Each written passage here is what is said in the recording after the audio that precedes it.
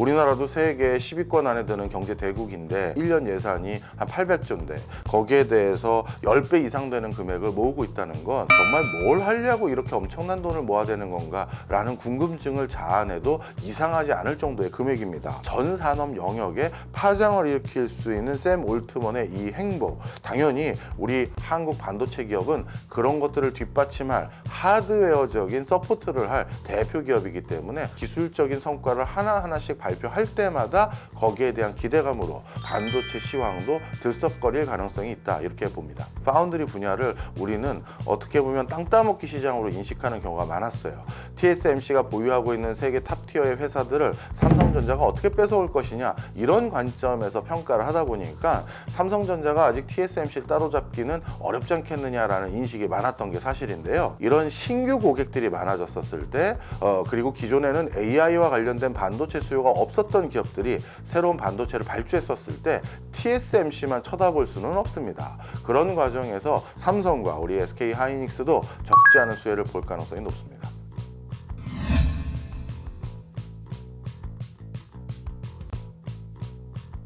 특별한 경제 강의 머니 특강. 안녕하세요, 주식초등학교 여러분. 저는 오늘의 특강을 맡은 박정호입니다. 작년 같은 경우는 이례적으로 코로나19로 인한 고금리 그리고 러시아 우크라이나 전쟁으로 인해서 우리 경제가 1% 성장대로 떨어졌지만요, 올해는 2%를 점치고 있는 게 국제기구 그리고 국내외 경제연구소들의 전망입니다.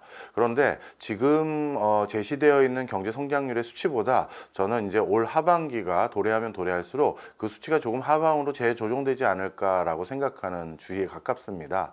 여러 가지 이유가 있는데요. 요즘 내수 경기가 급격하게 위축되고 있기 때문입니다.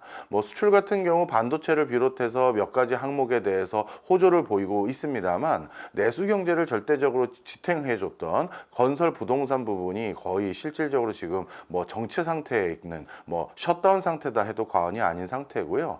그리고 우리나라 소비를 견인하는 데 있어서 가장 중추적인 역할을 해주는 중견기업 이상 대기업 군들 중에서 일부 군들이 지금 구조조정을 계속해서 하고 있는 상황입니다. 그렇게 됐었을 땐 나름대로 중산층 이상의 소비가 가져다 줄 수 있는 낙수 효과를 기대할 수 없기 때문에 저는 그런 부분 때문에 올 상반기에 보다도 하반기가 갈수록 한국 경제 성장률이 점점 하락으로 재조정되지 않을까, 이렇게 예상하고 있습니다. 사실 지금 부동산 PF를 중심으로 해서 여러 가지 민간 주택건설 부분이 크게 위축되어 있는 건 사실입니다. 그렇기 때문에 부동산 관련한 건설 관련한 회사들 중에서 10여 곳이 부도가 날 것이다, 이런 여러 가지 루머가 돌긴 하는데요. 사실 구체적인 숫자를 예단할 수는 없습니다. 그것은 왜 그러냐 하면 결국 최종적으로 우리나라에 의미 있는 수준의 규모감을 가지고 있는 건설 회사를 최종 부도 처리를 낼지 아니면 다시 살려줄지의 최종 키 플레이어는 정부입니다. 이번에 세형건설 사태에서도 보셔서 아시겠습니다만 나름대로 자구안에 대해서 그거를 수용해주고 워크아웃을 단행해 줄 것인지 아니면 계속해서 좀 안 좋은 상태로 부도 처리를 할 것인지를 결정하는 건 사실 정부기관이거든요. 그렇기 때문에 정부의 정책 기조가 이 연쇄 부도를 막는 데 있어서 얼마까지 힘을 실어줄 것인지 아니면 이번 기회에 일부 구조조정은 불가피하다고 판단할지, 이건 좀 지켜봐야 됩니다. 그런데 올해 부동산과 관련된 경기가 크게 위축될 거라는 전망을 제가 드린 이유는요, 이렇게 연쇄 부도가 우려되는 회사들도 있는 것도 있지만 더 정확한 워딩은 정부에서 부동산 PF를 비롯해서 지금 부동산 시장에 불거지고 있는 리스크를 어떻게 체질 개선할지에 대한 구체적인 마스터 플랜, 이거를 상반기에는 내놓지 어렵기 때문입니다. 지금 무슨 얘기냐 하면요, 기업인들은 자신들이 지금 처한 상황이 어떤 상황인지를 명확히 알아야지만 그걸 바탕으로 그 다음 뭘 어떻게 할지 결정할 수가 있는데, 정부가 상반기에 선거 등등의 이슈가 있기 때문에 이런 걸 내놓기가 좀 뭐랄까요, 부담되거든요. 그런 과정에서 상반기에 거의 아무 어떤 대안이라는 걸 구체적으로 내놓지 않게 된다면 결국 상반기는 그냥 공치는 것이고 3, 4분기부터 본격적으로 논의해서 대안 내놨다 해봤자 9월 달쯤 될 텐데, 그렇다면 올해 그 건설 회사들이 자신들의 사업을 어떻게 꾸려나갈지를 결정하는 것은 사실은 거의 3, 4분기 끝나야지만 사업 계획을 좀 수립하거나 내부를 추스리는 상황이 돼버리니까 그런 이런 요인이 더 크다 이렇게 말씀드립니다. 선거가 이제 4월에 있는데요. 4월에 선거가 끝나고 나면 국회의원들이 이 업무 인수인계하는 기간이 또 한 달 이상 소요됩니다. 그러면 이제 새로운 국회의원들이 본격적으로 국회에 등원해서 활동하는 게 한 6월쯤이 되는데, 그런데 이분들이 원래부터 부동산 PF를 어떻게 해결할지에 대해서 그 상황을 파악하고 있는 분들이 아니거든요. 그럼 이제 와가지고 의원직을 달았기 때문에 이제 또 건설 관련한 상임위원회가 구성되고, 그럼 거기에서 상황을 한번 보자. 재무제표 좀 가져와 봐라. 실제 통계가 어떻게 되냐. 이걸 그때부터 논의하기 시작하거든요. 그러면 6월부터 논의했었을 때 7, 8월 그게 이제 실제 정부 부처까지 어떻게 보면 업무 지시까지 떨어지는데 딱 9월 가까이 걸리기 십상입니다. 그러다 보니까 선거 끝나고 바로 뭔가 대안이 나올 리는 쉽지가 않다 이렇게 판단하고 있습니다. 올해 부동산은 극단적인 양극화 추세가 이어질 것이다. 저는 이렇게 말씀드리고 싶습니다. 서울의 나름대로 노른자위 지역의 청약이라든가 일반 분양 물건 같은 경우는 또 역시 기록적인 경쟁률을 계속해서 보이고 있죠. 이것은 나름대로 서울의 요지에 해당되는 지역에 대해서는 여전히 기대감을 가지고 있고, 이런 것들은 지금 부동산 경기가 좋지 않다 하더라도 상당 기간 홀드하고 있었을 때 적지 않은 반등을 기대한다라는 게 시장 심리에 벌써 투영되어 있다 이렇게 볼 수가 있습니다. 하지만 수도권 교외 지역이라든가 아니면 교통이 좀 낙후됐거나 개발 호재라든가 아니면 사람들의 선호도가 좀 떨어지는 지역들은 사실 굉장히 주춤세가 이어지고 있는 상황이 계속되고 있습니다. 그러다 보니까 부동산 시장을 지칭하는 가장 적절한 단어는 부동산 침체라는 표현보다는 부동산의 양극화, 그리고 이 양극화 속에서 이런 것들이 더 정확한 표현인 것 같은데요. 예년의 부동산이 너무 과열 국면이었던 것이기 때문에 거기에 비해서는 전반적으로 좀 잔잔한 파도가 치고 있다 이렇게 보시면 그게 또 부동산 시장을 설명하는 또 하나의 뷰인 것 같습니다. 요지에 해당되는 지역은 사실은 뭐 더 올라갈 여지가 있다라고 판단하는 것들이 뭐 부동산 관련해서 공부하는 사람들이 중론입니다. 하지만 수도권 지역에서 사실 그렇게 교통이 원활하지도 않고 서울 진입도 원만하지 않으면서 단순히 여러 가지 개발 호재와 또 부동산 경기가 달아올랐을 때 그때 이슈가 됐던 지역들 같은 경우는 다시 그런 텀이 도래하는 데는 상당한 시간이 좀 흘러갈 것으로 전망하고 있습니다. 미국 연준에서 금리 인하를 하기 본격적으로 예상되는 시점을 저는 3분기 정도나 돼야 되지 않을까 생각을 합니다. 물론 매스컴 등등을 통해서는 뭐 상반기에 나름대로 금리 인하를 단행하지 않겠느냐라는 목소리들을 많이 내주시고 계신데요. 하지만 연준 위원들이라고 하는 분들은 객관적인 근거 없이 금리를 급격하게 변동시키는데 상당한 부담감을 가질 수밖에 없습니다. 나름대로 뭐 확정적인 증거를 손에 쥐지 않고 경제 상황에 대해서 예단하고 나서 그걸 바탕으로 금리를 조정했다가 다시 물가가 상승하는 국면으로 돌아선다든가 물가가 생각보다 잦아들지 않게 될 경우 그것에 대한 문매를 맞기 십상이거든요. 따라서 지금 추세가 계속된다고 했었을 때 물가 상승률이 2%를 딱 찍고, 그리고 2% 한번 찍었다고 금리를 바로 내리는 게 아니라 2%대가 유지되는 것을 일정 기간 또 확인을 좀 해야 되거든요. 그러다 보면 올 상반기는 사실 쉽지 않다라는 게 제 소견이고요. 그래서 3분기가 빨라야 가능한 시점이고 4분기도 충분히 가능한 시나리오다. 저는 이렇게 판단하고 있습니다. 우리나라 금리 인하 기조는 원래는 하는 총재 같은 경우는 미국의 금리 인하를 확인하고도 조금 일정 텀을 두고 금리를 인하해야 될 것 같습니다라는 게 작년도 하는 총재의 언론 인터뷰에서의 발언 내용이었습니다. 그런데 최근 들어서 우리나라 내수 경제가 급격히 위축되는 것을 좀 우려하시는 것 같긴 합니다. 그러다 보니까 미국의 금리 기조와 함께 거의 동행해서도 시장 상황이 안 좋다는 판단이 든다면 한국도 금리를 인하할 생각도 있다라는 것도 또 언론 인터뷰에서 피력을 해주셨는데요. 원래 정상적인 금리 기조라고 했었을 때는 경기 상황도 뒷받침해 준다고 했었을 때는요. 미국이 먼저 낮추고 우리는 약간의 시차를 두고 그 뒤에 미국이 낮춰져 가는 기조를 계속 보면서 우리는 지금의 금리 기조를 유지할 가능성이 더 높았습니다. 왜냐하면 많은 국가들이 금리를 계속해서 올려가고 있었을 때 우리는 일정 부분 올리다가 멈춘 상태였잖아요. 그런 걸 감안했었을 때 다른 국가들의 금리가 낮아질 때까지 일정 부분 우리는 기다리는 게 원래는 기존 정책 금리의 기조라고 할 수 있죠. 샘 올트먼이 9천조 원이라는 자금을 모으고 다닌다라는 게 이게 사실 어마어마한 숫자거든요. 우리나라 같은 경우 1년 예산이 한 600조에서 700조, 많이 잡았을 때 추경까지 했었을 때 한 800조 됩니다. 우리나라도 세계 10위권 안에 드는 경제 대국인데 이런 국가의 1년 예산이 한 800조인데 거기에 대해서 10배 이상 되는 금액을 모으고 있다는 건 그것도 아직까지는 스타트업 규모에서요. 정말 뭘 하려고 이렇게 엄청난 돈을 모아야 되는 건가라는 궁금증을 자아내도 이상하지 않을 정도의 금액입니다. 그런데 샘 올트먼이 지금까지 보여줬던 여러 가지 퍼포먼스 그리고 앞으로 AI가 가져다 줄 기대감 이런 것들을 봤었을 때 이거는 정말 메가 이벤트가 될 가능성이 높다라고 전 판단하고 있고요. 이런 과정에서 한국 반도체 기업들은 큰 호재를 앞두고 있다. 전 그렇게 말씀드리고 싶습니다. 어찌 보면 AI라는 기술을 전문가 영역에서 일반인 영역으로 내려앉히기 시작한 게 샘 올트먼의 행보다 이렇게도 과언이 아니거든요.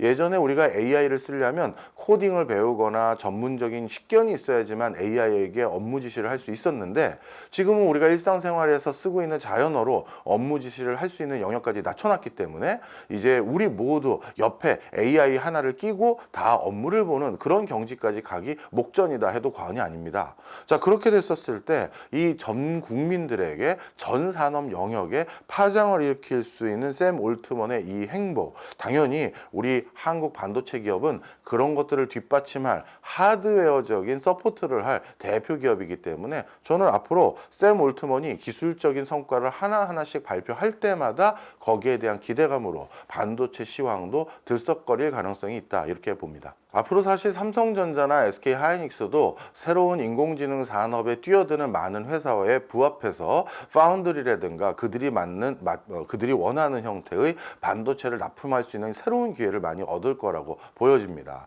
사실 지금까지 파운드리 분야를 우리는 어떻게 보면 땅 따먹기 시장으로 인식하는 경우가 많았어요. TSMC가 보유하고 있는 세계 탑티어의 회사들을 삼성전자가 어떻게 뺏어올 것이냐 이런 관점에서 평가를 하다 보니까 삼성전자가 아직 TSMC를 따로잡기는 어렵지 않겠느냐라는 인식이 많았던 게 사실인데요. 하지만 이런 신규 고객들이 많아졌었을 때 그리고 기존에는 AI와 관련된 반도체 수요가 없었던 기업들이 새로운 반도체를 발주했었을 때 TSMC만 쳐다볼 수는 없습니다. 그런 과정에서 삼성과 우리 SK 하이닉스도 적지 않은 수혜를 볼 가능성이 높습니다. 사실 2차 전지는 정해진 미래죠. 그래서 분명 우리 미래 사회의 2차 전지가 반드시 핵심적인 반도체와 동급에 준하는 규모감까지 올라가서 보편적으로 활용되는 범용 기술까지 갈 것은 분명합니다. 그런데 우리가 모든 주식시장의 역사를 한번 반추해 봤었을 때요. 과거 어떤 새로운 파도가 쳤을 때 그 파도에 대한 해석들이 난무하고 그 과정에서 기대감이 좀 부풀어질 가능성이 있었던 것이 예전에 우리가 있었던 여러 가지 전철입니다. IT 도래했었을 때 IT 버블 불었었고요. 또 여러 가지 모바일 또 기대감이 컸을 때 앱 관련한 회사들 다 스타트업 창업하고 모두 앱 개발사 차렸지만 사실 소기의 성과를 거둔 회사는 많지 않습니다. 그러다 보니까 나름대로 2차 전지 당연히 기대감을 가져야 되지만 여기에 대해서 너무 과도하고도 또는 너무 또 과소하게도 우리가 평가를 해서는 안 되겠죠. 그런데 에코프로 같은 경우는 한때 전문가들조차도 에코프로 관련된 주식들을 통칭하는 겁니다. 어느 한 종목만 얘기하는 게 아니라요.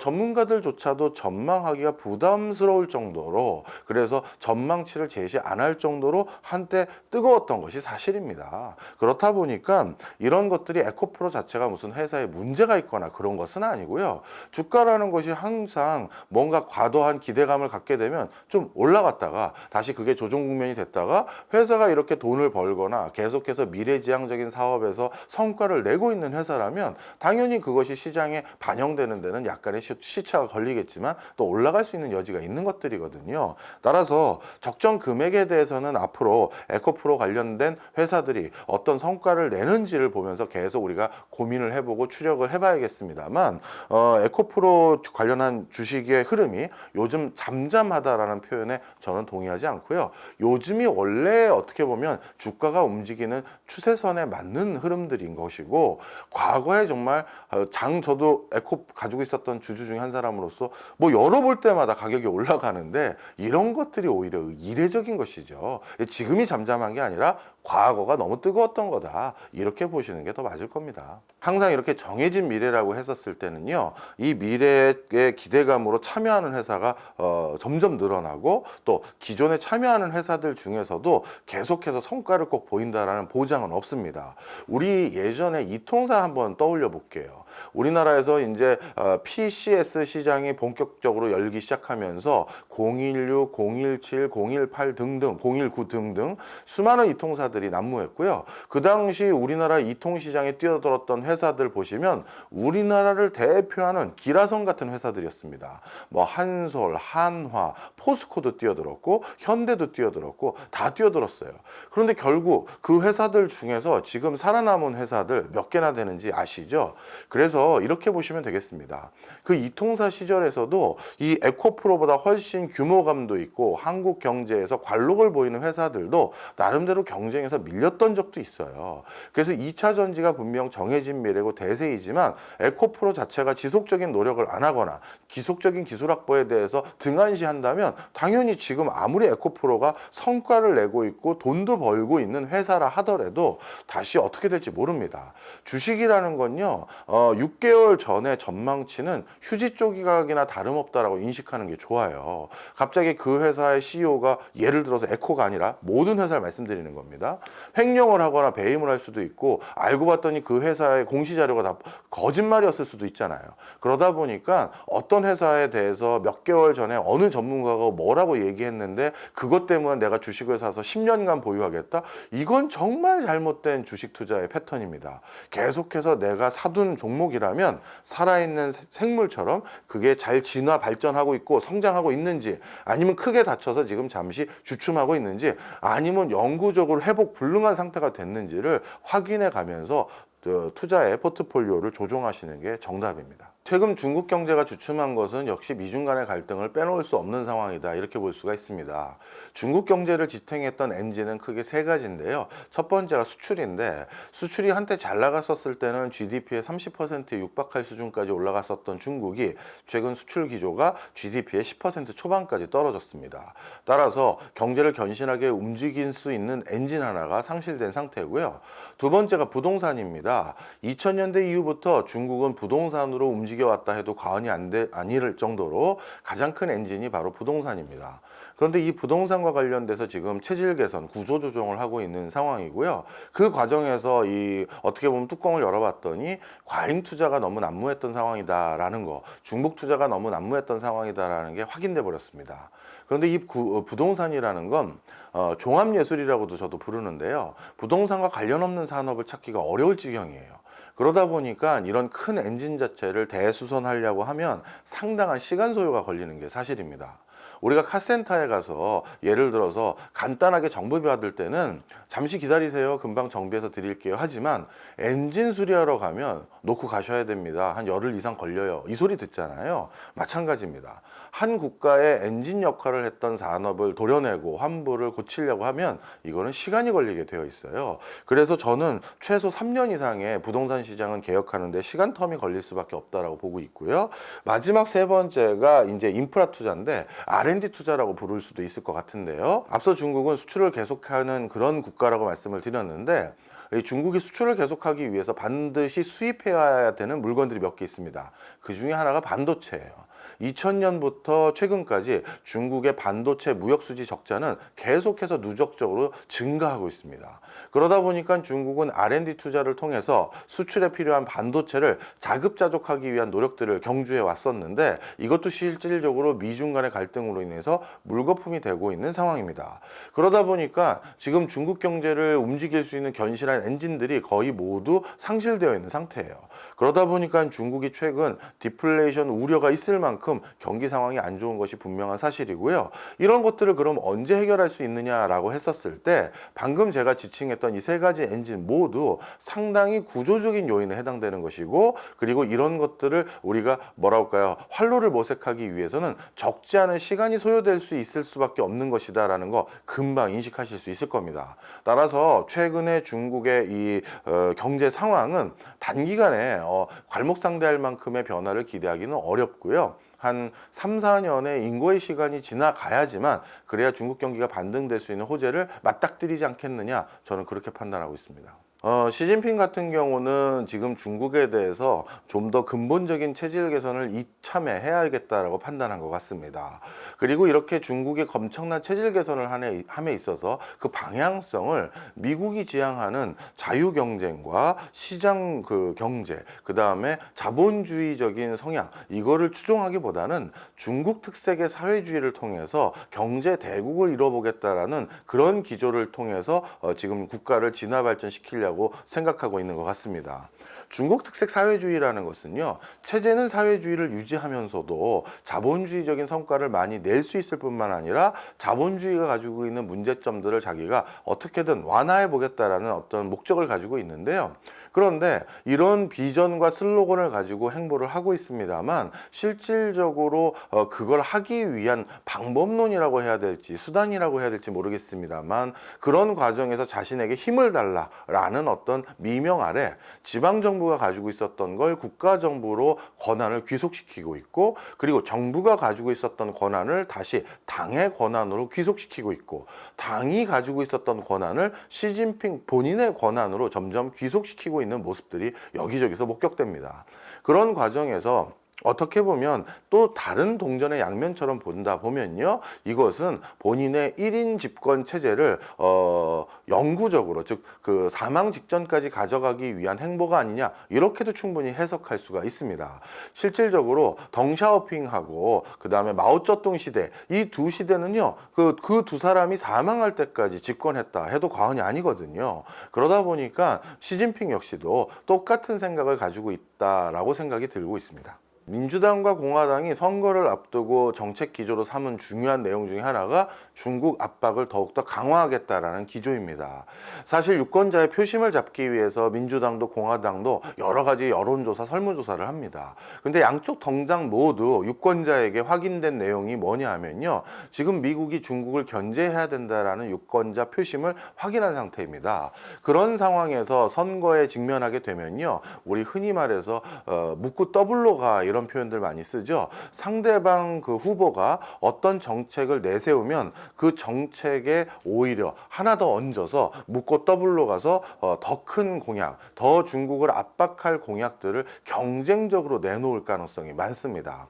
그래서 2024년도에는요, 대중국 압박 노선이 적어도 더 강화될 기간이다라고 보시면 될 것 같습니다. 그런데 그 세부적으로는 그 방법론이 좀 다른 것 같습니다. 트럼프 같은 경우는 중국에게 공무를 더 사라든가 전통적인 영역에 있어서 압박을 많이 하는 형태고요. 그리고 전통적으로 중국산 물건에 관세를 부과한다든가 예전에 20세기의 보호무역주의를 의 대표적인 수단들을 많이 활용하는 그런 리더십이고요. 바이든 같은 경우는 조금 더 교묘합니다. 환경이라든가 인권이라든가 이런 국제사회의 공조를 얻을 수 있는 테마를 먼저 던지고, 이걸 통해서 중국이 이런 나쁜 일을 하고 있으니 국제사회가 여기에서 공조해 주십시오라고 어떤 명분을 제시하고 있고요. 그걸 통해서 단순히 미국 내부의 정책적 노선으로만 중국을 압박하는 것이 아니라 국제사회에서 중국의 기술이라든가 특히 중국의 전통산업이 아닌 신산업이 뭔가 활로를 모색하는 것을 차단하기 위한 노력을 같이 해가려는 움직임이 큽니다. 따라서 중국 입장에서는 전통산업은 이미 자리매김했거나 아니면 부가가치가 그렇게 높지 않은 산업이고, 미래 신산업에 해당되는 2차 전지, 반도체, 전기자동차, 신재생 에너지 등등 이쪽 분야에서 성과를 내는 게 무엇보다 중요한데, 이런 곳에서 성과를 내는 데 있어서 바이든 행정부가 좀 더 교묘하고 적극적으로 성과를 내지 못하게 막으려는 추세가 보이거든요. 바로 그러다 보니까 중국은 좀 더 바이든을 부담스러워할 수 있지 않을까, 저는 그렇게 판단하고 있습니다. 대만도 우리나라도 비슷한 경제적인 흐름을 가지고 있습니다. 국가가 주도해서 경제 발전 모델을 결정하고 그걸 통해서 기업에게 이런 모델을 따라오도록 요구했던 그런 경제 발전 방식을 선택했던 국가인데요. 그런 과정에서 대만이 1960년대가 들었으면서 국제사회로부터 점차 원조를 받기 어려워지게 됩니다. 그러다 보니까 자체적으로 외화를 벌 수 있는 방법들이 뭐가 있을지 고민하기 시작했는데요. 그런 과정에서 뭔가 남다른 해안을 가진 사람들을 찾아다니면서 우리 대만이 어떻게 하면 수출지향적인 경제 구조를 가질 수 있을까, 그 대안을 물어보기 시작합니다. 그때 대만계 엔지니어인 모리스 창, 그 당시 세계 최고의 반도체 회사인 텍사스 인스트루먼트에 재직하고 계셨는데요.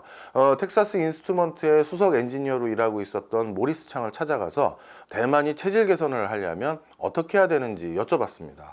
그때 모리스 창이 반도체 산업을 천거합니다. 앞으로 20세기 후반에 그리고 21세기 들어서는 전 세계가 반도체를 반드시 쓸 수밖에 없는 세상으로 바뀔 텐데 그 반도체 산업을 해봐라. 그럼 반도체 산업의 어느 부분을 하면 될까요? 라고 물어봤더니만 그 당시 모리스 창이, 그런데 특이한 점이 요즘 이 텍사스 인스트루먼트라는 세계에서 제일 잘 나가는 회사를 다니고 있는 내 직장 동료들이 자꾸 퇴사하더라. 그 이유를 살펴봤더니 반도체가 정해진 미래로 정말 많은 기회의 땅인데 여기에서 남이 주는 월급만 받고 있는 건 바보다 싶어서 창업하러 다 뛰쳐나간 건데, 근데 이 친구들이 조만간 다시 회사에 기어 들어오거나 아니면 학교로 그냥 교수로 가버리거나 그렇게 되더라. 이유가 뭔가 살펴봤더니 반도체는 워낙 산업이 급격하게 발달하는 산업인데 이런 산업에서 반도체를 만들어서 공급하려면 설비 투자를 엄청나게 많이 해야 되고 또 만들어 놓은 설비 투자를 다시 몇 년 지나서 다시 다 뒤엎어야 되는 이런 일들이 비일비재한데 개인 창업가들은 그런 걸 감내할 수 없어서 결국 사업을 하다가 망하는 경우가 많더라라는 사실을 확인하게 됩니다. 그래서 자기가 보기엔 이런 비즈니스 모델 어떨까 싶어요 라고 하면서 대만 정부에 제시를 했는데요. 그게 바로 뭐다? 바로 파운드리입니다. 텍사스 인스트루먼트 출신의 우수한 엔지니어들은 설계 능력은 뛰어난데 이 설계 능력을 단기간에 대만이 따라잡긴 쉽지 않아 보이고, 그러면 이 설계만 해서 우리 대만에 이 기업에게 가지고 오면 우리는 그 설계 도면대로 물건을 만들어 드립니다 라고 하는 일종의 OEM 회사를 만들면 이게 수요가 있어 보이고 그리고 반도체 산업이 점점 더 커질 것으로 보여진다라는 아이디어를 제시합니다. 그랬을 때 대만 정부가 이 아이디어를 검토해보고 해볼만 하다라고 판단을 했고요. 그래서 이 아이디어를 구체적으로 이제 실현하고 실천하기 위해 그 모리스 창에게 아예 대만으로 이제 영구 귀국하셔서 이 TSMC 설립과 TSMC를 당분간 운영해 주십시오라고 부탁 아닌 부탁을 합니다. 그렇게 해서 만들어진 회사가 TSMC입니다. 그러다 보니까 대만에서의 반도체 산업은 국가가 주축이 돼서 여기까지 온 것이다 해도 과언이 아니고요. 지금도 TSMC가 누구 거냐라고 했었을 때 대만 국민과 대만 정부가 만들어낸 회사이기 때문에 결국 대만 국가 공영 기업이다 해도 정말 과언이 아닙니다. 인도 같은 경우는 계급사회고 여러 가지 종교적인 색채가 강하고 우리가 다 알 수 없을 정도로 정말 신묘한 세상이다라고 해도 과언이 아닌데요. 그런 인도에서도 어떻게 보면 그 어느 누구보다도 자본주의적인 색채가 강했다라는 것이 사실 요즘 확인됐던 내용입니다. 인도는요, 전 세계에서 가장 우수한 인력이 많은데요. 그 이유가 인도의 그 가장 극빈층이 많은 그 계층들이 내가 당대에 잘 사는 방법, 그리고 우리 가족들이 당대에 잘 살 수 있는 방법은 공부 열심히 해서 내가 인도 국내 기업에 취업하는 게 아니라 세계적인 IT 기업에 취업하는 게 유일하게 우리 온 가족이 잘 먹고 잘 사는 방법이다 라는 인식들을 많이 갖게 됐습니다.